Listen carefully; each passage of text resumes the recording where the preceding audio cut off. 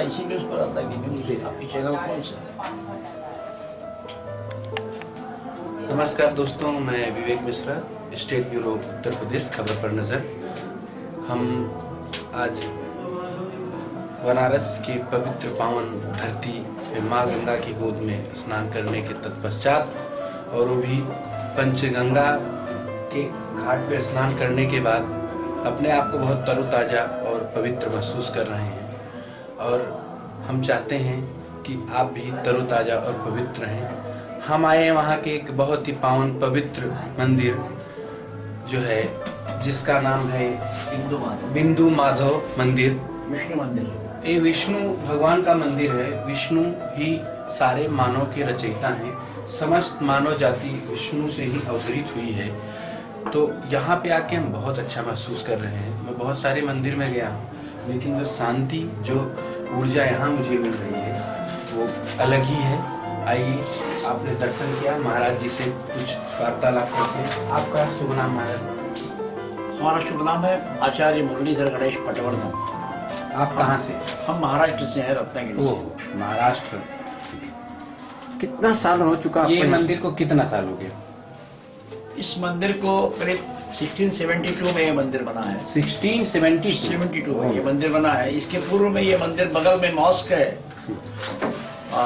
इसको आलमगीर मस्जिद कहते हैं। अच्छा। तो औरंगजेब ने 1669 को इस मंदिर को तोड़ दिया, बिंदु माधव मंदिर को तोड़ दिया, जिसका परिसर बहुत बड़ा लंबा परिसर था, करीब 1 किलोमीटर में परिसर था इसका। जिस तरह विश्वनाथ मंदिर को तोड़ दिया, उस तरह इस मंदिर को भी तोड़ दिया, बिंदु माधव मंदिर को।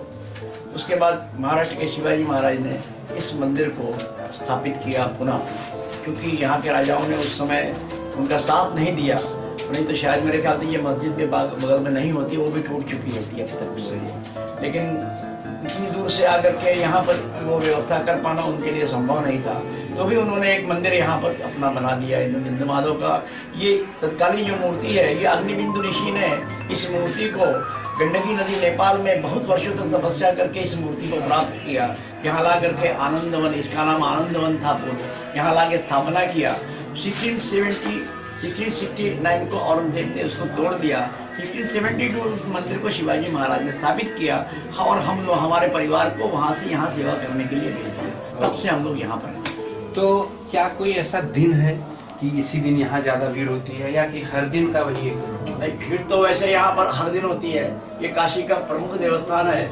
ये बिंदु माधव, काल भैरव और काशी विश्वेश्वर, ये 3 देवस्थान ये मुख्य है काशी के।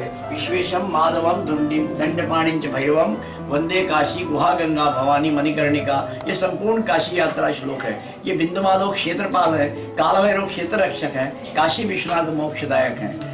तो यहाँ पर जो है, ये कार्तिक मास में विशेष महात्मा है इसका।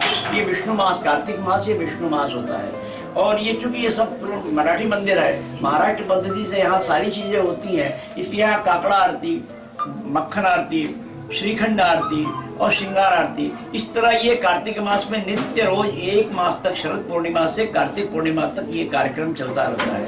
और यहाँ काफी दूर दूर से लोग यहाँ पंचगंगा पर स्नान करने के लिए आते हैं। ये पंचगंगा मतलब गंगा, यमुना, सरस्वती, किरणा और धूतपापा, इन 5 नदियों को मिला करके ये पंचगंगा होगी यहाँ पर।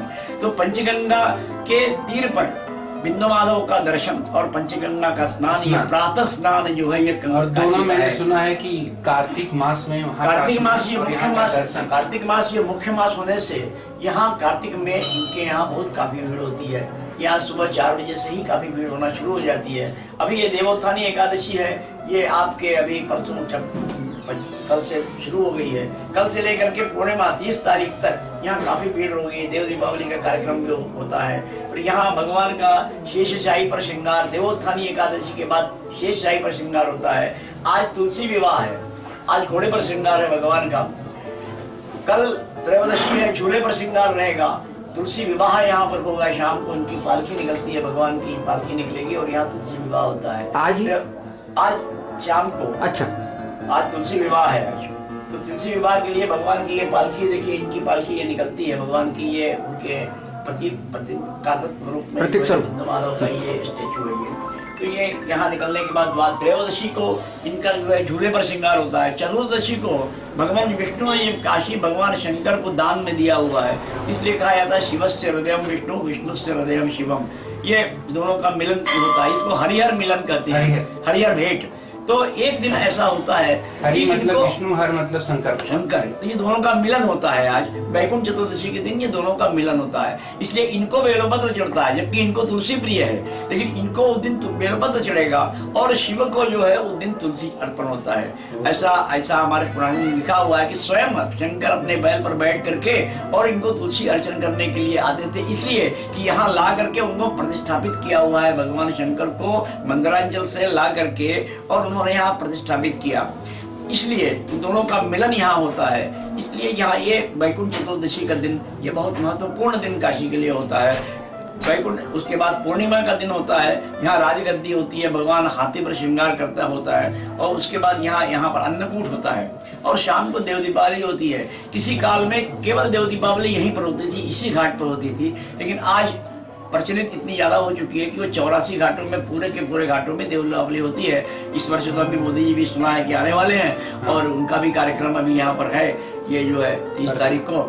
तो ये इस प्रकार इसका बहुत महत्व है। और यहाँ सबसे बड़ा महत्व एक और है कि यहाँ आकाश दीप लगता है। आपने देखा होगा कि सारे बांस पर आकाश दीप लगे हुए हैं। पंचगंगा का ये महात्मा है कि कार्तिक मास में भगवान विष्णु के सानिध्य में पंचगंगा पर ये आकाश दीप लगाया जाता है। वो इसलिए लगाया जाता है, उसका महत्व है कि हमारे जो पूर्वज जो मृत्यु लोक में विचरण करते हैं, 1 मास तक वो अपने स्थान छोड़ करके आकाश में विचरण करते हैं, और ये कामना करते हैं कि कोई भी हमारे परिवार का ऐसा व्यक्ति हो कि जो पंचगंगा पर विष्णु के इसमें वो अपना आकाश दीप लगाए, ताकि उसके प्रकाश से हमको वैकुंठ का द्वार दिखलाई देगा।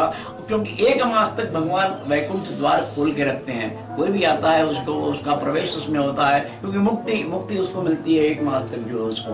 तो वो अपने क्षेत्र से, अपने मृत्युलोक से वो विष्णु लोक में चला जाता है। इसलिए ये आकाश दीप का बड़ा महात्मा है, इसको लोग लगाते हैं। जो नहीं भी लगा पाते हैं वो उसका अगर प्रातः दर्शन करते हैं तो उनके पूर्वजों को उसका लाभ प्राप्त होता है।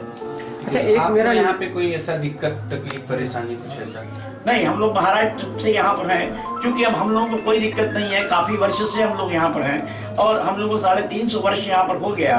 क्योंकि महाराष्ट्र से होने ये पूरा क्षेत्र मराठी क्षेत्र है, जो हम लोगों की तरह और भी अन्य लोग जो शिवाजी ने लोगों को भेजा यहाँ संरक्षण करने के लिए यहाँ मंदिरों के, तो वो सारे लोग उनके सरदार थे, वो लोग सारे लोग यहाँ आए, और आज भी उनका परिवार यहाँ पर व्यवस्थित है। उन्हें कोई प्रकार की, किसी प्रकार की कोई दिक्कत हम लोगों को नहीं है। क्योंकि महाराष्ट्र से बहुत दूर है, उसके बावजूद भी हम लोगों को कोई दिक्कत नहीं। हम लोग का जाना आना बराबर महाराष्ट्र में चला रहता है, पारिवारिक संबंध हम लोग के बने रहते हैं। जी जी, बहुत बहुत धन्यवाद आपका महाराज जी।